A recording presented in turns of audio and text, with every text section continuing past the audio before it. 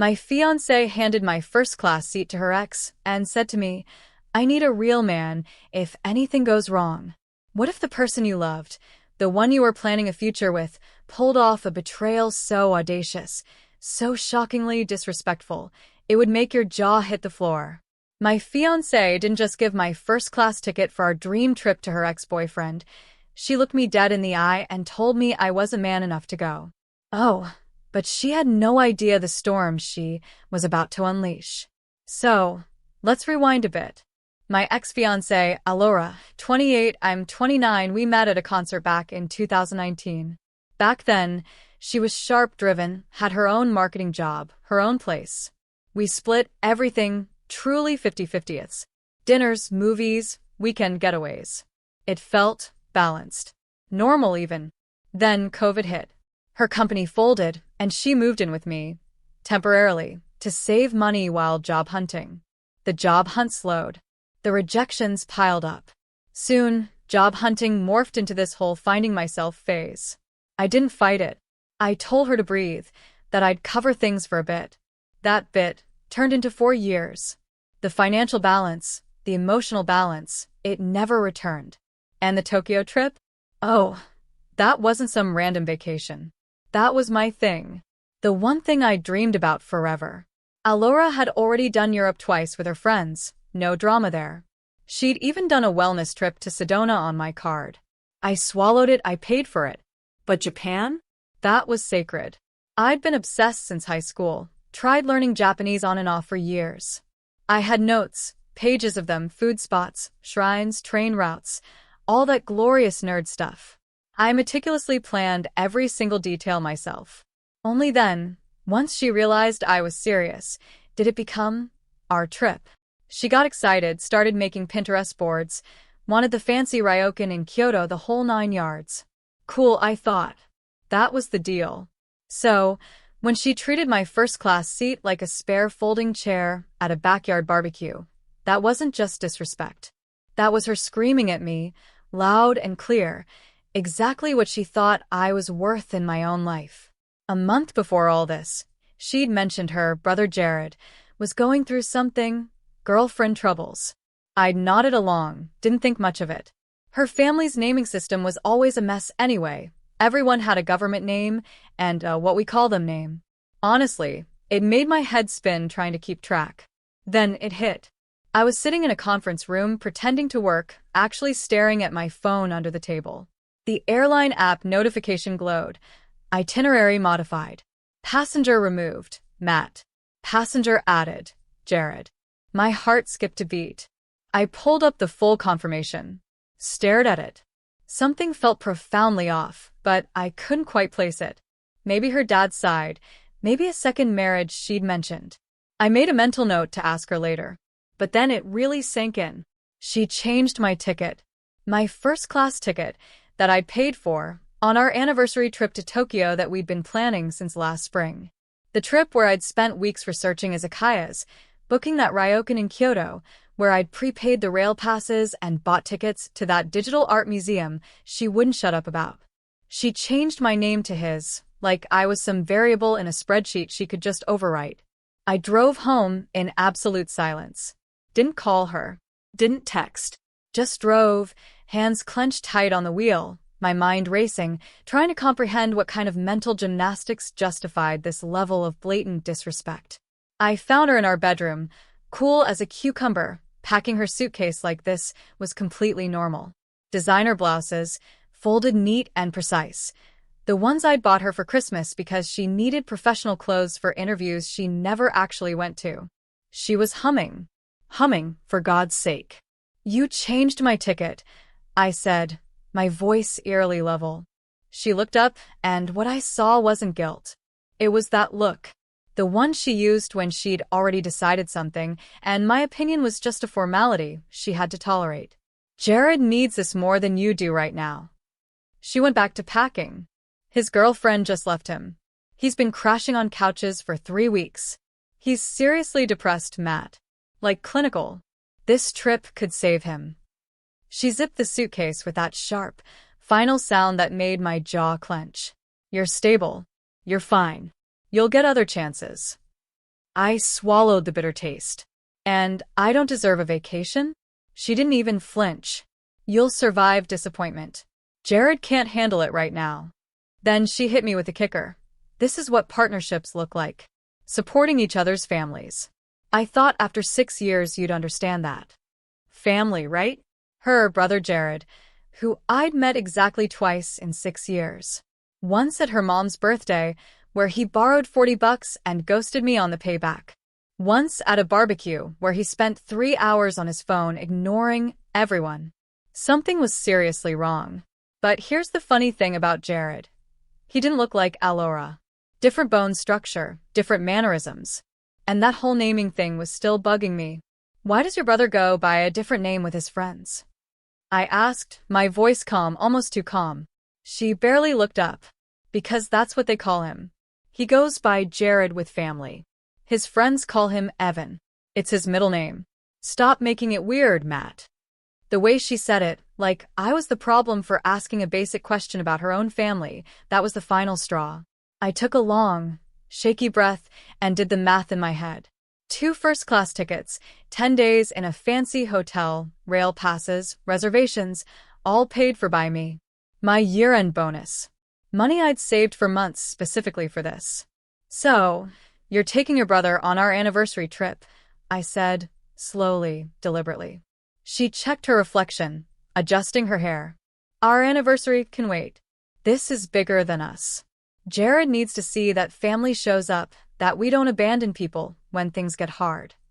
The irony was so thick, I could taste metal. When do you leave? I asked. Saturday morning. 6 a.m. flight. She smiled, like I'd just agreed to something. Thank you for being so understanding about this, babe. This is why I love you. You're so solid, so dependable. Solid. Like a bank vault she could make withdrawals from whenever she felt like it. I went to the living room and opened my laptop. It was time to do what I should have done years ago. I started digging. Facebook made it easy, sort of. I searched Jared, along with Alora's hometown. Too many results. Nothing clicked. I stared at the search bar, trying to think of another angle. Then I remembered what she'd said. His friends call him Evan. It's his middle name. I typed Evan into the search bar, along with her hometown. Boom. First result. Sales rep. Profile picture matched the guy from her mom's birthday. Relationship status. Single. Recently updated from in a relationship with Stephanie. His photos told the real story. Gym selfies, club shots, beach pictures with his shirt off. Most recent post from yesterday? Him and some blonde at a rooftop hangout spot. Caption. Back in the game. Real devastated, right? But here's what made my stomach drop into my shoes. The comments. Friends tagging him as Evan. Brothers saying, Evan, you dog, under his photos. Casual, everyday Evan. Everywhere. Then one comment from some older woman on a family photo. Love you, Jared. I clicked through his tagged photos.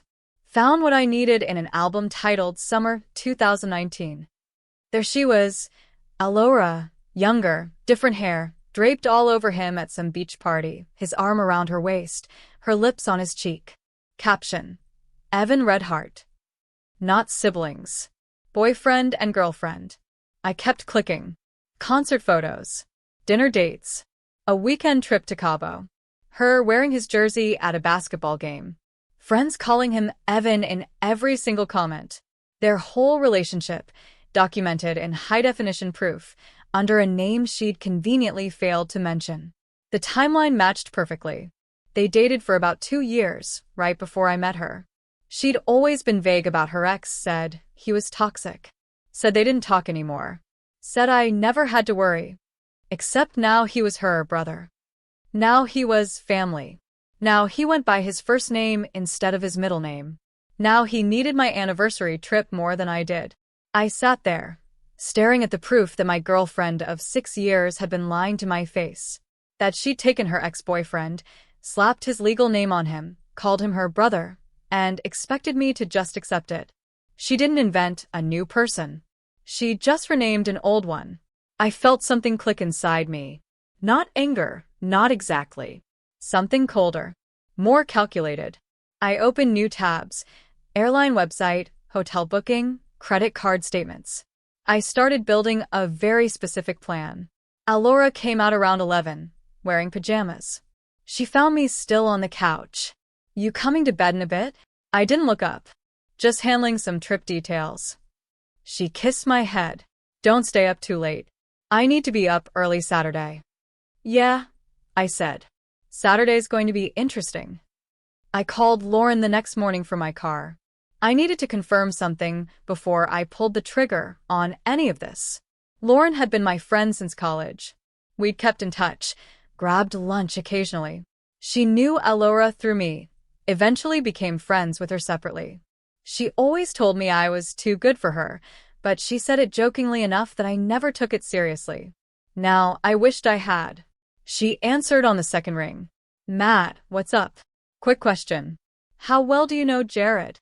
There was a pause, long enough that I knew she knew something. "Alora's brother?" Her voice had that careful quality. The sound of someone choosing their words.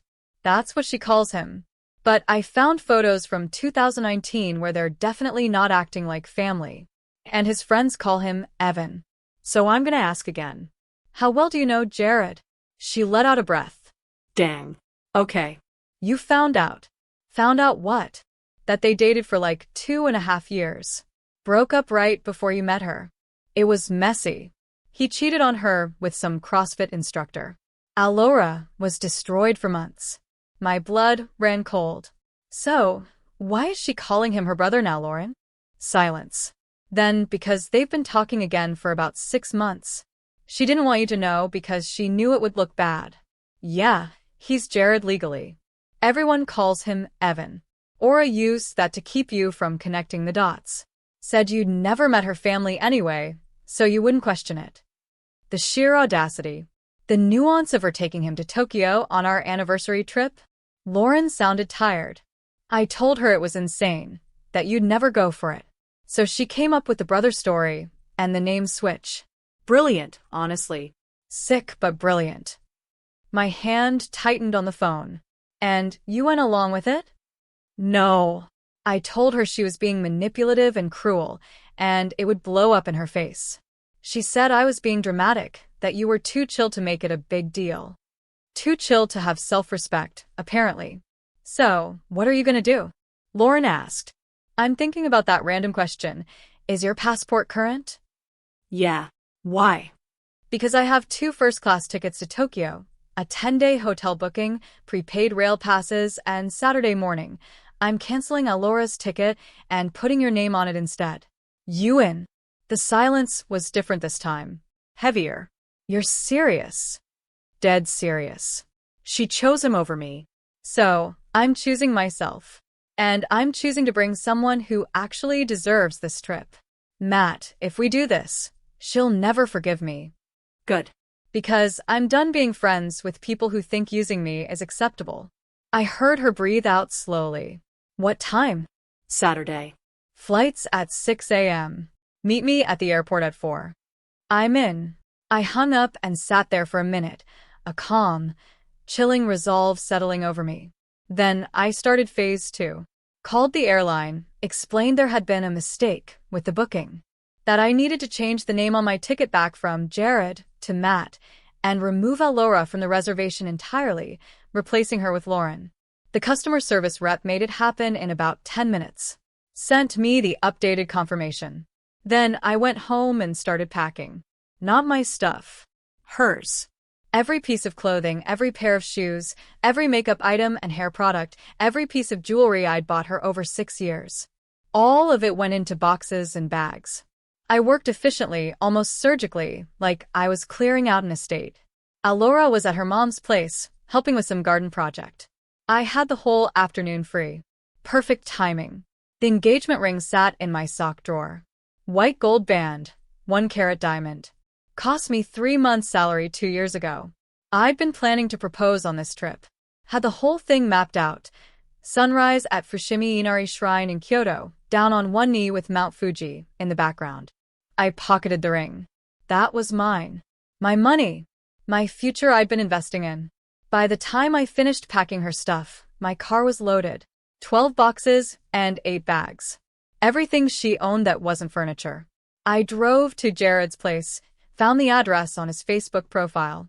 He lived in some apartment complex in North Hollywood, the kind with a broken security gate and trash bins overflowing.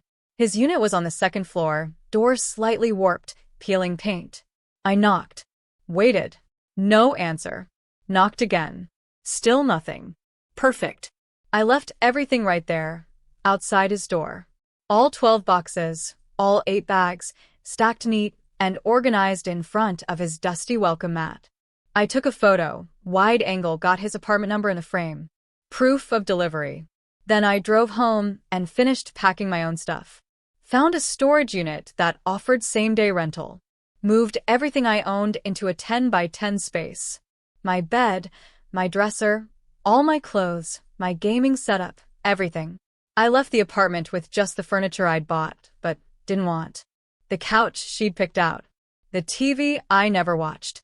The kitchen table where we'd had 1,000 forgettable meals. Let her have it all.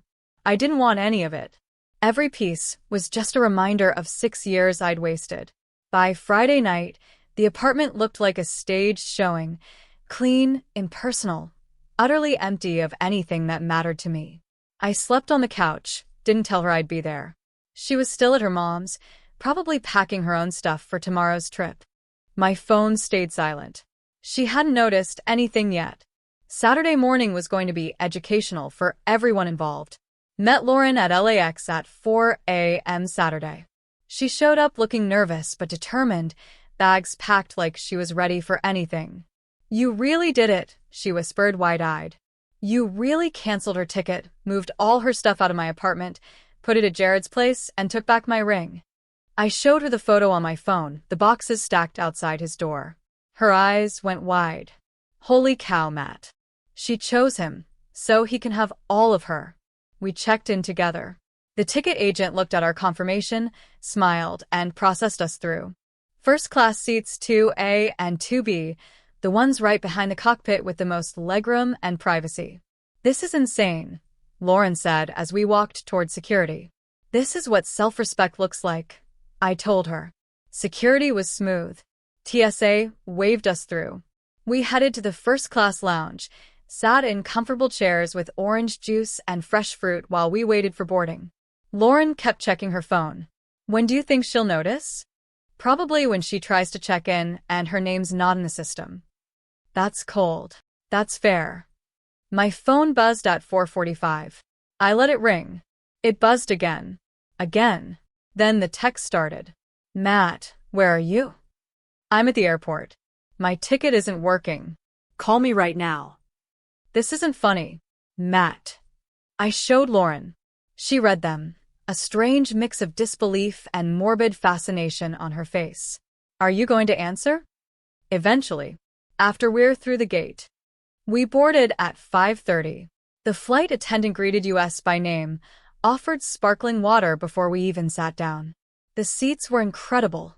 Full recline, personal screens, more space than my entire bedroom. Lauren settled in next to me. "I can't believe we're doing this." "Believe it." The plane filled up around us. Families heading back, business travelers, nobody paying attention to us. Nobody caring that we were two people who just completely upended someone's life. My phone kept buzzing. I turned it to airplane mode, let Alora spiral in the terminal. Let her figure out what happened. Let her feel what it's like when someone you trust pulls the rug out without warning. The plane pushed back from the gate, started taxiing toward the runway. Lauren looked at me. "Thank you for this. Whatever happens after, thank you." "Don't thank me yet." The real fun starts when she realizes where all her stuff went. The engines roared. The plane lifted off. Los Angeles disappeared below us. Alora had no idea what was coming. Jared had no idea what was waiting on his doorstep. And honestly, that made the sparkling water taste even better. We landed at Narita Sunday afternoon, Tokyo time. 14 hours of flying. Lauren slept most of it. I stayed awake, my mind buzzing, imagining Alora discovering her entire life boxed up outside her ex's apartment. Customs was easy. Immigration waved us through. We grabbed our bags and headed for the Narita Express. The train would take us straight into Shinjuku. My phone had been in airplane mode since takeoff. Lauren's too. We'd agreed. No contact until we were settled. Let her stew in it. Let her figure it out on her own. The train was clean and fast. We rode through countryside that turned into suburbs, then into Tokyo's dense, captivating chaos. Lauren had her face pressed to the window, eyes wide. This is unreal. Wait until you see the hotel. The Park Hyatt sat 52 floors tall in the middle of Shinjuku. The same hotel from that movie Laura wouldn't shut up about. The one she'd begged me to book specifically. We checked in. The suite was on the 48th floor. Floor-to-ceiling windows overlooking the entire city. 2 bedrooms, a living room bigger than my old apartment, a bathroom with a tub that could fit 4 people. Lauren walked through it like she was in a dream, kept touching things to make sure they were real. This is completely insane, Matt. This is what she gave up, I replied. I unpacked my stuff, hung up my clothes, set up my camera gear. I was documenting every second of this trip, every meal, every view, every moment she'd never have. Around 6 p.m. Tokyo time, I turned my phone back on. It exploded. 68 missed calls from Laura. 143 text messages.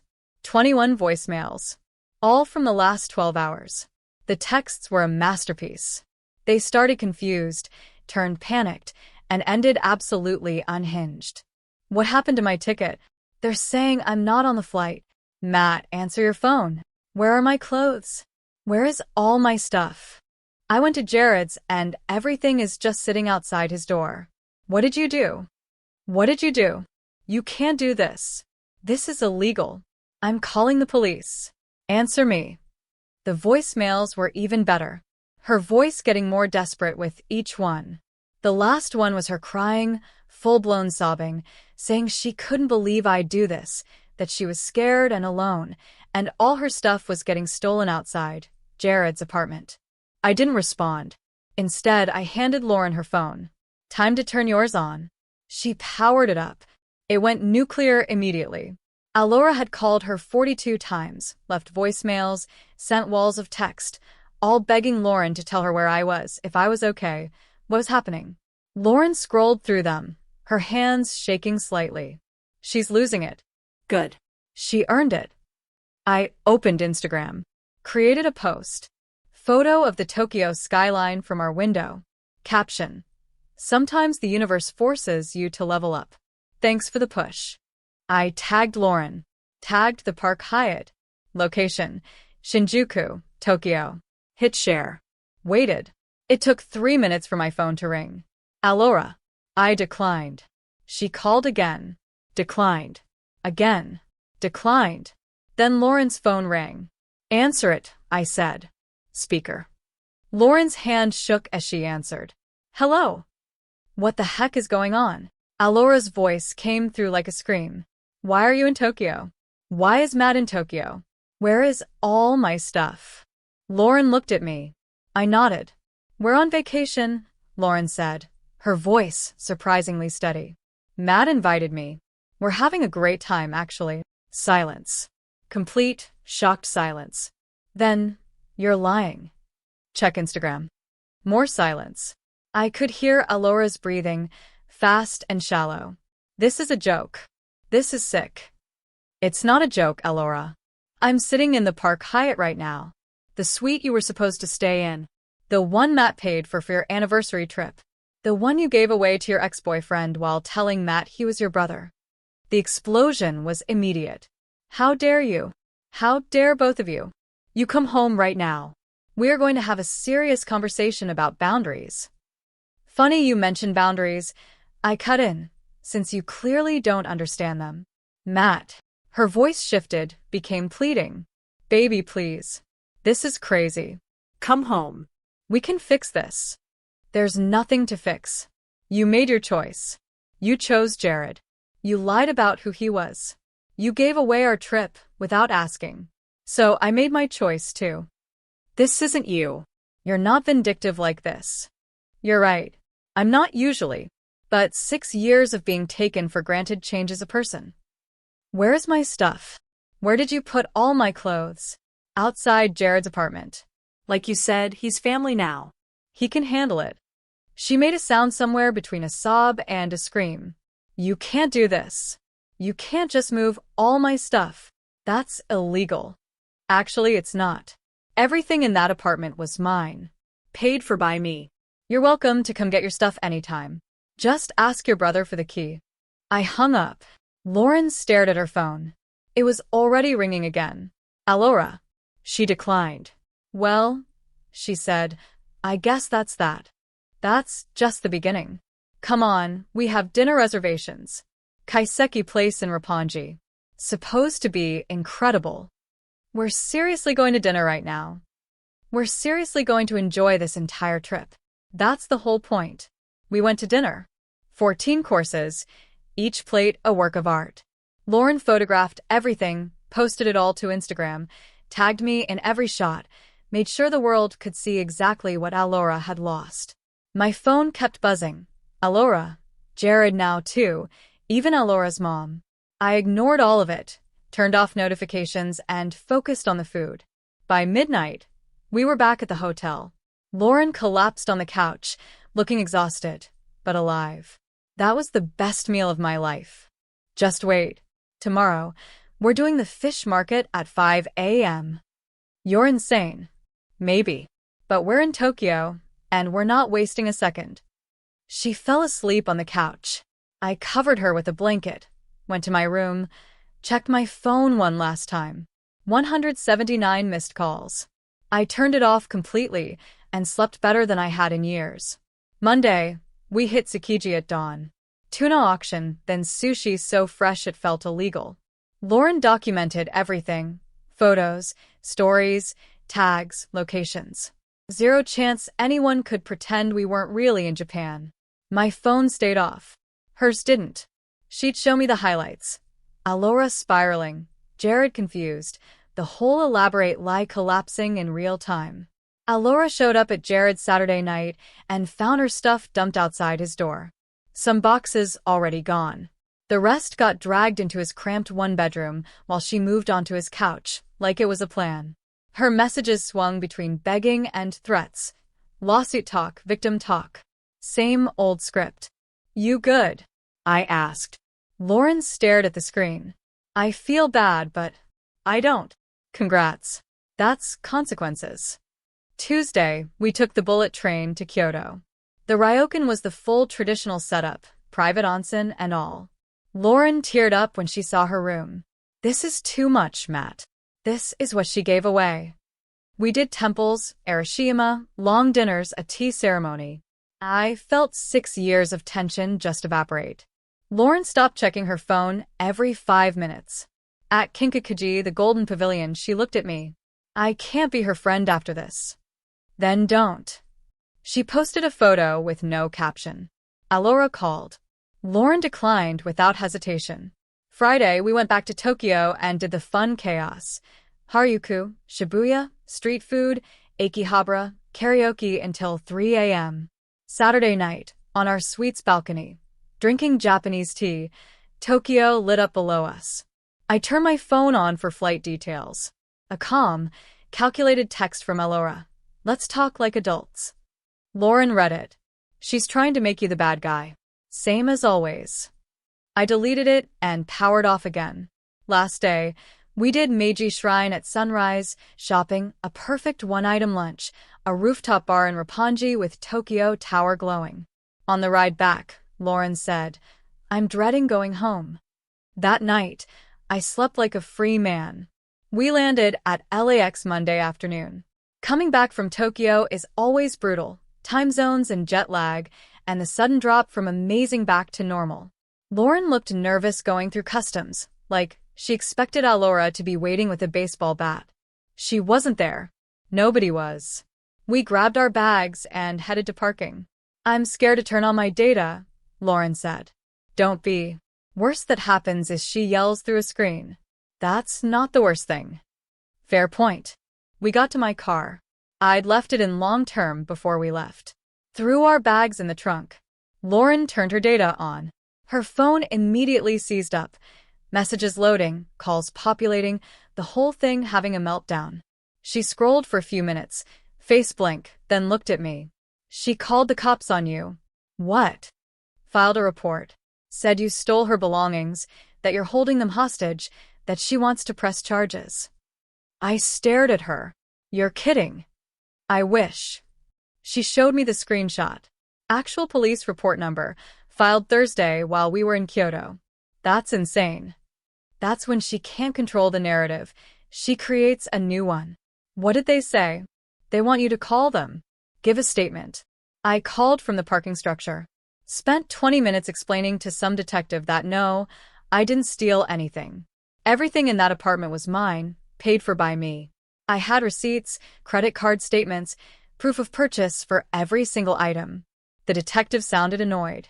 Said I should have given her proper notice before moving her stuff. Said technically I was in the right legally, but it looked bad optically. I told him she could come get her belongings anytime. They were safe.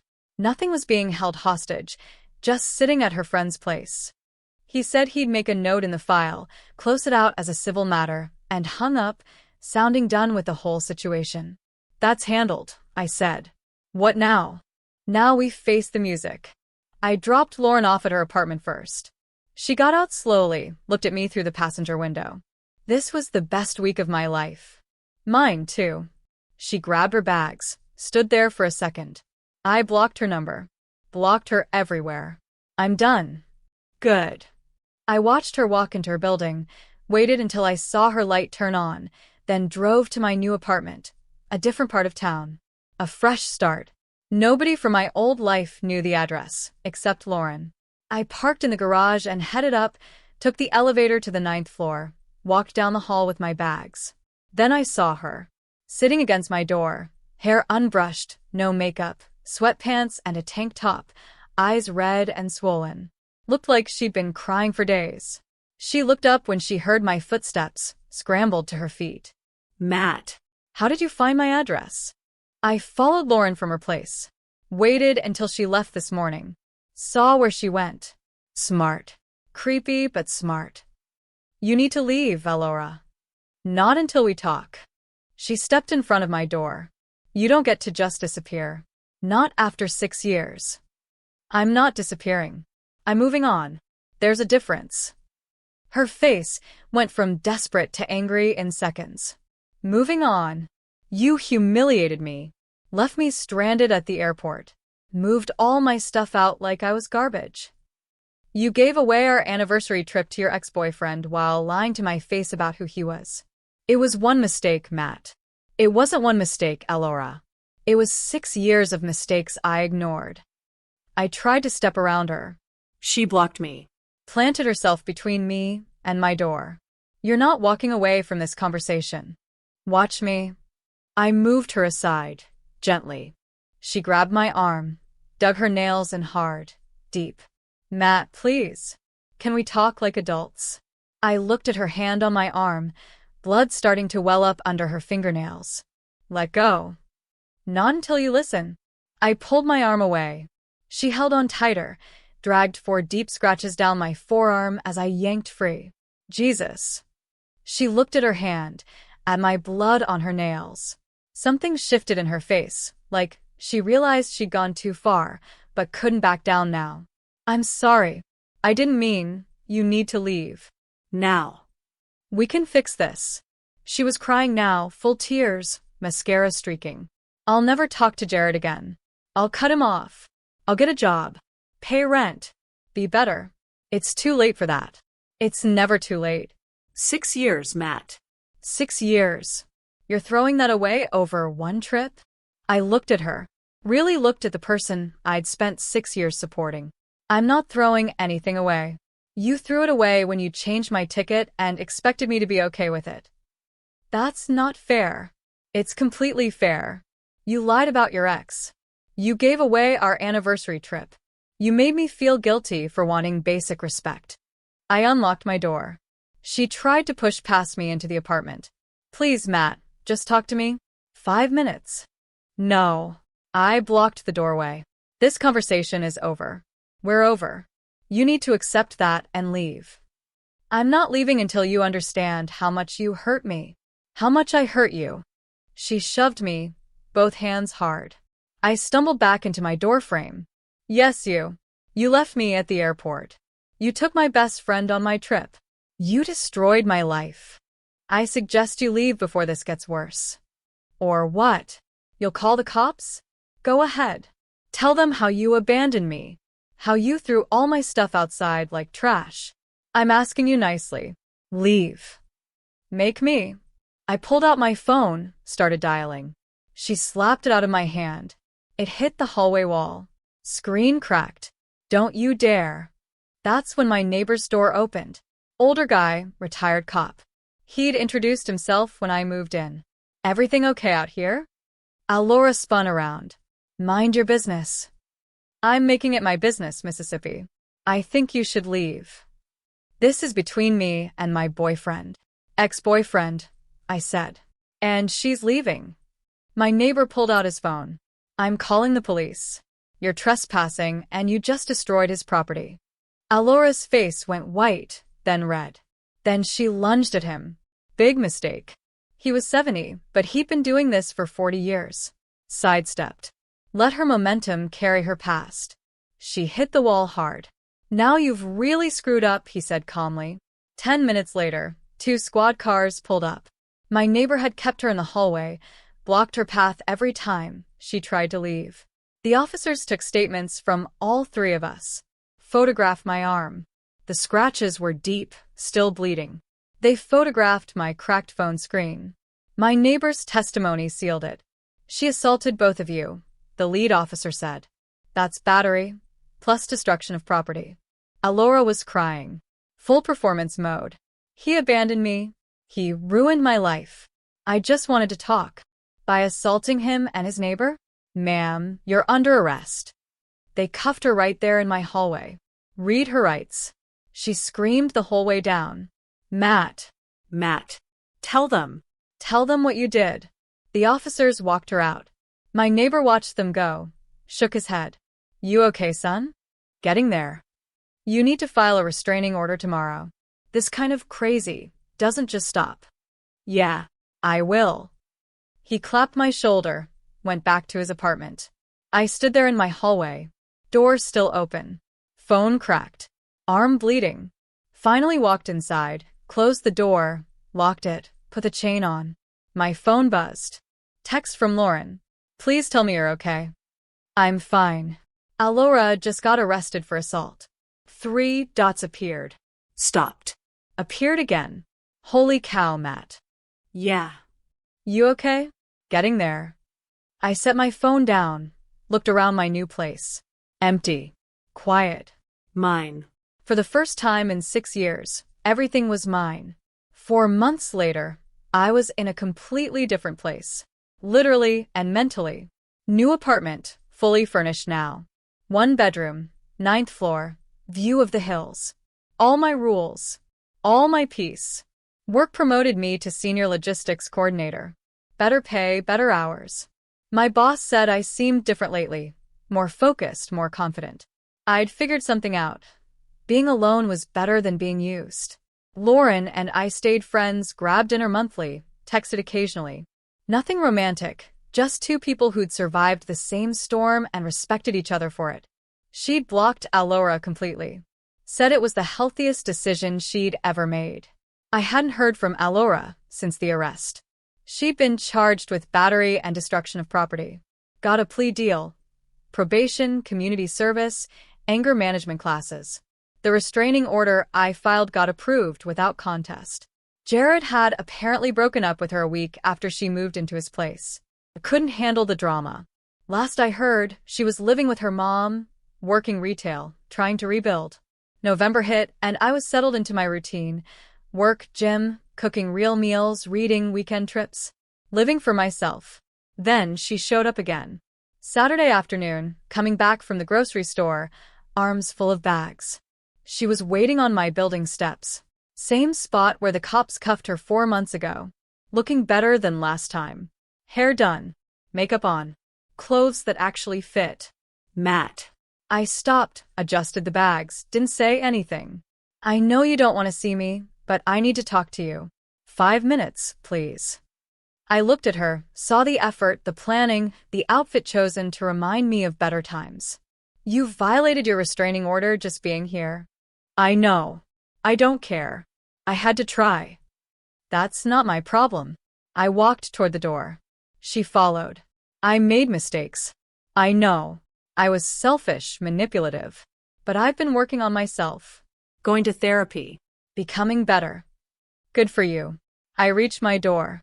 Punched the code. I got a real job. Full-time. Benefits. I'm paying my own bills. Supporting myself. I'm proud of you. Don't do that. Don't dismiss me. I turned around, looked at her standing on the sidewalk, desperate, trying so hard to get back something she destroyed. What do you want, Alora? Another chance.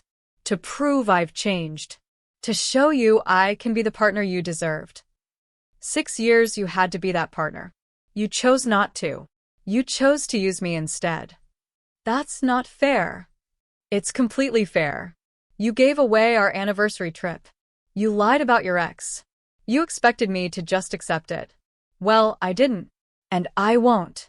I'm sorry, she whispered. I'm so sorry. I know you are. You're sorry you got caught.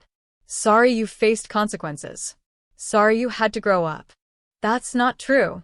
Then why did it take losing everything to get a job? Why did it take me leaving to make you change? She had no answer. I'm different now, she said finally. I promise. Maybe you are. Genuinely, maybe. But I'm different, too. And who I am now doesn't have space for who you were. Matt, please. I'm not your safety net anymore, Alora. Find someone else for that. I walked into my building, let the door close. Heard her call my name once more, but kept walking. Elevator up to my floor, into my apartment, put groceries away, opened a soda, stood at my window, looking out at the hills. My phone buzzed. Text from her. I'll always love you.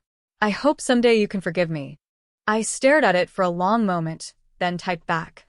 I already have, but forgiveness doesn't mean reconciliation. I hope you find happiness, just not with me. Deleted her number. Blocked it.